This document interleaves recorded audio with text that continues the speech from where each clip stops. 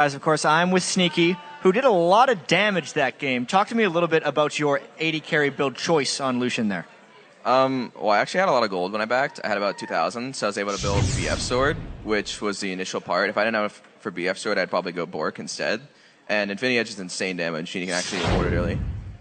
All right, and also kind of the game overall, it was a very long, drawn-out game where you guys had the gold lead but couldn't quite find opportunities. What was the communication like, knowing you guys have been struggling recently to try and close out this game? Well, we knew we couldn't push very well against Ziggs because he's such a good defender, so we had to make a lot of picks around Dragon and Baron, and we ended up getting some weird fights all over the place, and then they went to their blue buff, and we actually pushed down their tier 3 mid, which opened up a huge opportunity for us to take over the game.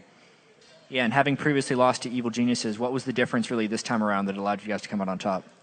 I don't really remember what happened last time, but I think this time we played a lot better than we usually have been. So that's basically it, just playing better. Yeah, I mean, you guys have had a really rough split. You're one loss away from equaling your loss totals from your previous 2 splits, yet you seem to bounce back very well, especially from disappointing defeats. What did you guys do yesterday after the complexity loss? I think we talked a lot about what went wrong in the game and what specifically we were trying to do with our comp that we just weren't doing in the game. So we went into this game thinking about exactly what we need to do, and we executed it. And maybe even kind of a little bit bigger picture, because you guys have been so dominant, what changed this split to potentially lead to your struggles? I honestly don't know what's been going on to make us lose more, but I know every other team is getting a lot stronger. And that was supposed to happen last split too, but it's actually happening this split. Maybe final question. Dignitas is currently sitting in the top spot. How do you guys find a way to take them down?